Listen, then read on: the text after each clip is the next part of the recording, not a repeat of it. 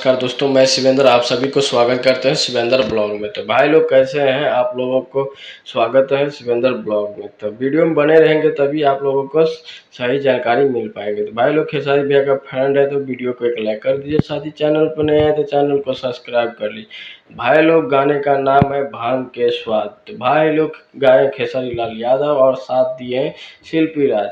गीत लिखे हैं प्रताप अखिलेश को, कुछ ऐसे ही है। तो भाई लोग आप लोगों को अभी अभी आया होगा वेब म्यूजिक चैनल पे। तो भाई लोग आप लोग वेब म्यूजिक पे जाकर देखिए, काफ़ी मज़ा आ जाएगा। तो हम भी देखें, तो आप लोग देखे होंगे तो कमेंट बॉक्स में ज़रूर आप लोग कमेंट कीजिएगा। तो भाई लोग काफ़ी मस्त सॉन्ग था और काफ़ी ज़बरदस्त सॉन्ग था। आप लोग को एक नंबर ट्रेंडिंग में लाना है। तो भाई लोग ऐसे ही प्यार दुलार देते रहिए खेसारी भैया को, ऐसे ही सपोर्ट हमको भी कीजिए। तो भाई लोग आप लोगों को भी सपोर्ट का ज़रूरत है, तो आप लोग अपना लिंक चैनल डिस्क्रिप्शन में डाल दीजिए।